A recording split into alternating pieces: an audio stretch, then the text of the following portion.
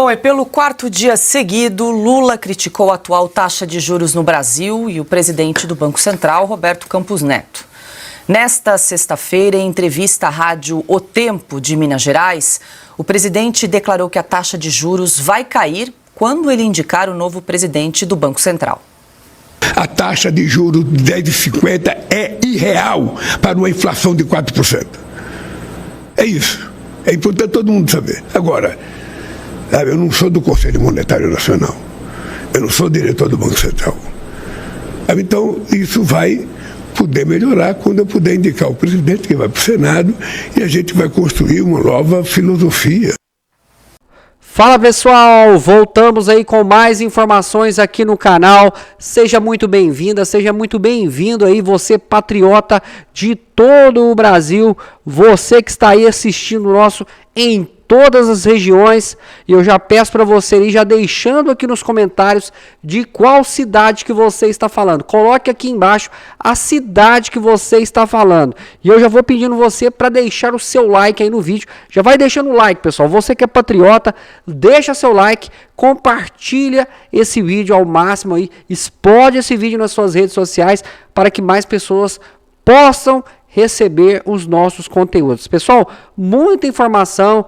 Cara, Barbudinho desesperado e agora culpando até o Banco Central, pessoal. É demais. É uma desculpa atrás da outra. A cada dia que passa, o governo do Lula, o governo PT, mais desprotegido, mais despreparado e sem apoio nenhum. É todo mundo agora pulando fora do barco. Sem mais delongas, sem mais enrolação, bora pro vídeo, pessoal. O novo ataque de Lula provocou impacto no mercado financeiro. Hoje o dólar operou com forte alta ante o real. Por volta das 2 horas da tarde, a moeda americana chegou a ser cotada a R$ 5,58. No mesmo horário, o Ibovespa caiu 0,41%. Alexandre, parece notícia antiga, nós comentamos isso ontem, a gente até abriu aí com a notícia pelo quarto dia seguido. Lula, né, que vive buscando aí um bode expiatório, um culpado, criticou mais uma vez o Banco Central e a gestão aí de Roberto Campos Neto. E vale lembrar que ontem até comentamos aqui, Alexandre, Lula chamou aí parte da imprensa de cretinos, né? Quem teria aí atrelado a fala do presidente com a alta disparada do dólar ocorreu hoje e o cenário se repetiu mais uma vez no dia de hoje. 5,59 fechou o dólar hoje. Uma bola de cristal prevê que o juro vai cair, que o dólar não vai subir, quem aposta no dólar vai perder, né? Agora, falando de juro, é bom a gente lembrar que em juros reais, primeiro governo Lula, a média dos juros reais, descontada a inflação, deu lá por 18%. Né? No segundo governo Lula deu 11%. Né? Tá dando 7 e pouco agora, juro real, e aí não tem como a gente não comparar. A gente pode ser chamado de cretino, mas tem que comparar com o período do presidente anterior que teve pandemia. Teve, sim, juro negativo durante um tempo. Juro negativo durante um tempo. Deflação durante um tempo. Né? Então, é a mania ideológica de interferir no mercado. Né? Sarney fez isso lá com o Plano Cruzado, ele, o Funaro, aquela turma lá, por decreto, né? Interferir no mercado, para tudo, para não ter, né? É a mão invisível do mercado, né? Mas é mania, isso aí, União Soviética, China, o estatismo interferindo no mercado. Continua, só que a resposta é a desvalorização do real. Vai fazer 30 anos agora. Eu dei o furo do real. O presidente Itamar Franco me deu esse furo. Eu dei em primeiro lugar o real, o RV. Né? Vai fazer 30 anos isso. Né? E agora estão desvalorizando uma moeda que resistiu, que deixou de ser plano para ser cotidiano. É um crime desvalorizar a moeda, porque é o pior dos impostos, é a inflação. Porque a inflação parece que tira de todo mundo? Não, tira de quem não tem dinheiro aplicado. Daí as pessoas que aplicaram com base no dólar e outros índices vão ficar protegidas, né? O povão que não tem sobra para aplicar sai perdendo. E a cada declaração do presidente, acho que alguém está aconselhando, é a mesma turma que aconselhou Biden a dizer essas coisas que o Adalberto Piotto acabou de revelar, né? A gente vê que aquilo ali é um alter ego que está lá, olha, você tem que dizer isso agora para justificar essa crueldade que foi submetê-lo a esse debate. A mesma coisa alguém disse, olha, tem que entrar todo dia, tem que dar entrevista todo dia para ocupar o espaço das redes sociais. E a cada vez que Lula fala, provoca algum prejuízo à própria imagem e ao próprio governo. Bom, e hoje em Portugal, o diretor-geral da Polícia Federal, Andrei Rodrigues, também participou do Fórum Político de Lisboa. De acordo com reportagem da Folha, o convite partiu da Fundação Getúlio Vargas. Segundo a publicação, a FGV foi investigada pela própria PF em 2022 por suspeita de fraudes em licitações e corrupção de agentes públicos. Na época, foram realizadas buscas nas sedes da FGV em São Paulo e também no Rio de Janeiro. O ministro Gilmar Mendes, no dia seguinte à operação, suspendeu a investigação e revogou as medidas cautelares. Alexandre, você mencionou aí o nome do diretor-geral da Polícia Federal, né, Andrei Rodrigues, que também participou do Fórum de Lisboa, que encerrou hoje. O conflito de interesse é difícil explicar aí o inexplicável, né? Parece que a palavrinha é promiscuidade, né? Olha, eu penso no meu avô que me ensinou tanta coisa de retidão, né? Ele sabia que um juiz não podia estar metido em coisas que o envolvessem depois na hora de aplicar a justiça, de ser isento, né? Aquela balança da Têmis, que tem que pesar os dois lados. Então, são coisas que eu não consigo achar bonitas. Eu acho que tem uma coisa chamada ética, preservação. Alguém lembrou há pouco aí a mulher de César, né? Não basta ser honesto, ainda tem que aparentar ser honesto. E a gente viu aí o ministro Barroso, né? E o ministro Joaquim Barbosa dizendo a mesma coisa sobre o organizador desse evento de Lisboa. Só que agora se uniram. Por quê? Porque veio muita crítica de dentro do país e de fora do país. E o Supremo sentiu que tinha que vestir uma camiseta única para se defender, né?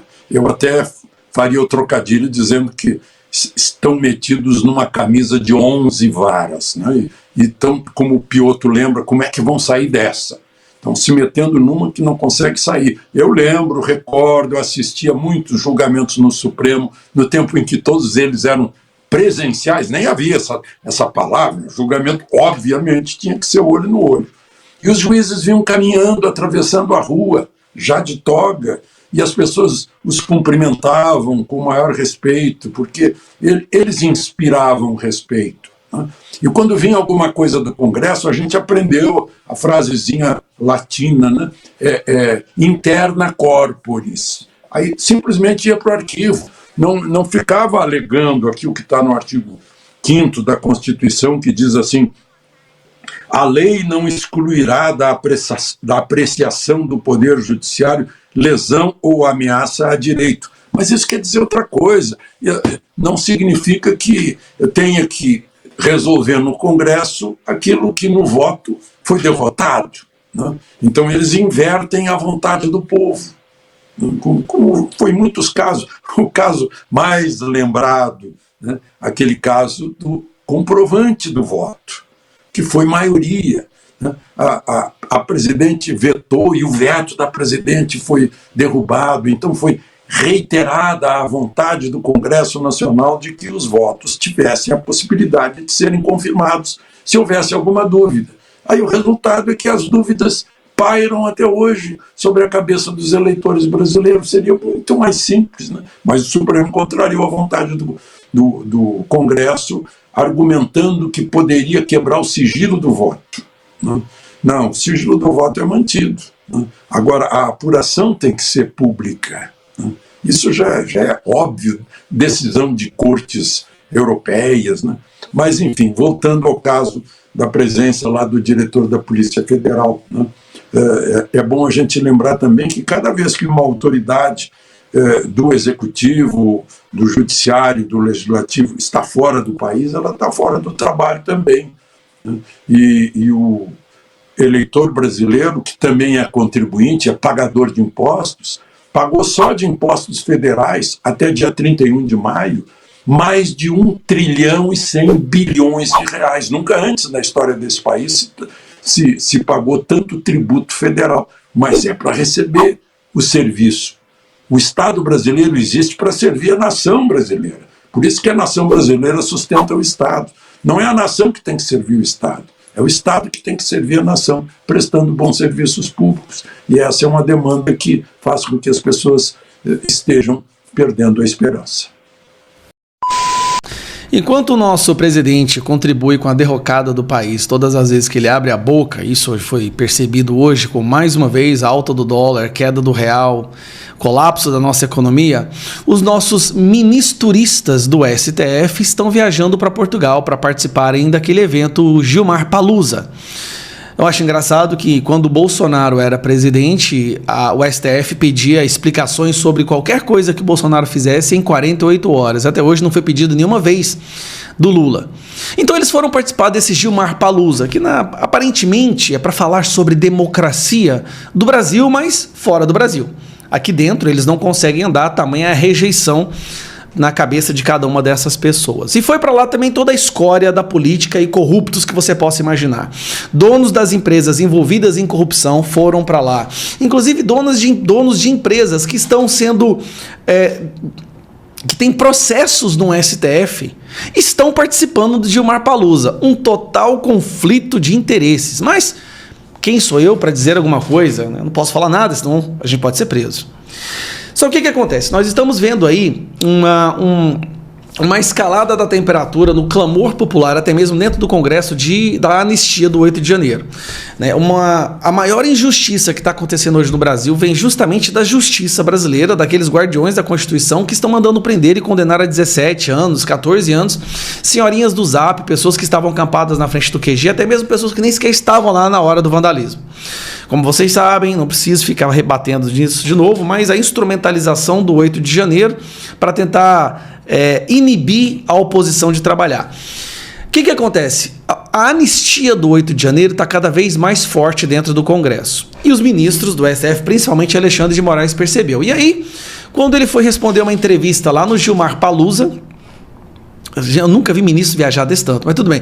Quando ele foi responder a entrevista do Gilmar Palusa, ele deu um surto de arrogância que até pro Alexandre de Moraes é difícil acreditar que ele falou isso, assim, tão naturalmente como ele falou. Esse trecho eu peguei do Instagram do Marco Antônio Costa. Sigam o Marco Antônio Costa aí se vocês quiserem. Mas vamos lá, olha aqui o jornalista perguntando para ele sobre a anistia do 8 de janeiro. Há um movimento de alguns setores do Congresso falando de anistia. De alguma forma, o Supremo Tribunal Federal, o Judiciário, se sente afetado por uma decisão, por exemplo, em que ela, de alguma maneira, anular ações da justiça contra golpistas? Vamos aguardar quem admite ou não anistia é a Constituição Federal. E quem interpreta a Constituição Federal é o Supremo Tribunal Federal. Eu quero que você pare para prestar atenção. O que ele falou aqui realmente, tá? Ele está falando que, primeiro, que não tem nada a ver. Se a gente faz um projeto de emenda constitucional, nós estamos mudando a Constituição. Eles podem interpretar, mas quem muda a Constituição somos nós, o Congresso. Então eles têm que interpretar o que nós decidimos. Mas não é isso que eu quero falar. Ele fala o seguinte, olha aqui, ele faz quase que uma admissão que eles fazem o que ele quiser da forma que eles interpretarem a Constituição. Vamos aguardar quem admite ou não anistia é a Constituição Federal. Aí, deveria parar aí. Quem admite ou não é a Constituição Federal. Então, se a Constituição fala que pode, pode, que não pode, não pode. Só que aí ele vai falar uma outra parte. E quem interpreta a Constituição Federal somos nós. E quem interpreta a Constituição Federal é o Supremo. Preste atenção nisso. Ele está dizendo, e a gente faz o que a gente quiser. Basicamente, é só a gente fazer essa interpretação da Constituição. Entenda, ô Pacheco, pelo amor de Deus, imprensa que ajudou a criar um monstro que agora os devora, entendam isso. Nós estamos vendo uma pessoa que não respeita a Constituição na prerrogativa de ser a interpretadora da mesma. E ela tem a autoridade de dizer que a interpretação dela é que é a Constituição. Ou seja, a Constituição não é a Constituição mais. É o que eles falam, que eles interpretam, que está escrito nela. Então, vou te explicar. Se ele vai lá e lê isso aqui, ó. Está escrito da seguinte maneira: não pode botar fogo na floresta. Está lá na Constituição. Aí eles interpretam assim, ó. Olha, claramente nessa frase de que não pode botar fogo na floresta, não significa que uma pessoa não possa ir lá e botar fogo na floresta. Então, o que eu entendo aqui nessa frase é que é permitido, sim, botar fogo na floresta. É isso que eles estão fazendo. Por isso não há segurança jurídica no Brasil. Isso está complicando até a nossa economia. Investidores não querem abrir empresas aqui mais porque hoje a Constituição fala, ou a lei fala que não tem tributos, mas a interpretação deles pode dizer que tem daqui a alguns dias. Não existe segurança jurídica para se fazer um contrato no Brasil mais. Isso é grave. Isso é o medo que eles estão sentindo. E eles estão falando isso porque já estão com medo, porque eles estão vendo que a anistia vai sim prosperar no Congresso. Ninguém aguenta mais essa injustiça. Até mesmo pessoas que não gostam do Bolsonaro ou que repudiam o que aconteceu no 8 de janeiro já perceberam que o que está acontecendo lá ultrapassou qualquer limite. A Suprema Corte Americana acabou de decidir que a forma como as pessoas estão sendo condenadas lá no 6 de janeiro deles foi abusiva e vão anular essas condenações. A Suprema Corte Americana percebeu que estão sendo abusivas as condenações em cima dessas pessoas, que não chega a ser nem 1/10 do que está acontecendo aqui no Brasil. Não adianta, Alexandre de Moraes, você pode mandar bem prender mais 10, mais 20, mais 30, mas isso vai acabar. A atmosfera que você criou, ela é insustentável. E a forma para ela se sustentar por mais tempo é você cada vez mais cometer mais e mais crimes, mais atos inconstitucionais, mais abuso de autoridade. E aí lá na frente, quando a gente voltar a um Brasil normal, as penas que vocês vão sofrer vão ser ainda maiores. Essa é a verdade. E as informações não param, meus amigos, não param. Olha essa informação que acabou de sair agora nesse sabadão, pessoal. Governo Lula tem rombo astronômico de 280 bilhões em maio, mesmo com aumento de receita. O déficit primário, que exclui o pagamento de juros da dívida, alcançou 280,2 bilhões no acumulado de 12 meses, o maior valor desde julho de 2021, quando totalizou 305,5 bilhões. O Banco Central divulgou esses dados em seu relatório de estatísticas fiscais nesta sexta-feira. O setor público consolidado, composto por União, estados, municípios e estatais, registrou um déficit primário de 1,62 trilhão nos últimos 12 meses, até maio. Esse é o maior saldo negativo da série histórica, iniciada em 2002. Mesmo excluindo os juros da dívida, o rombo nas contas públicas está em alta e atingiu o maior valor desde junho de 2021, pessoal. Não tá fácil a vida do barbudinho, hein?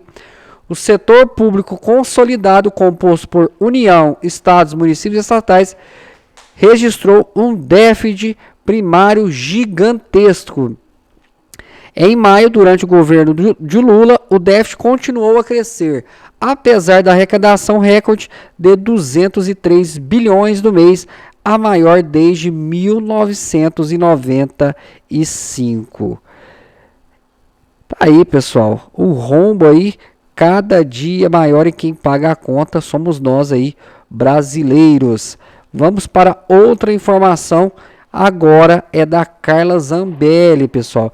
Carla Zambelli, que faz grave denúncia sobre o governo Lula, os irmãos Batista e a compra de uma termoelétrica que tem dívida bilionária.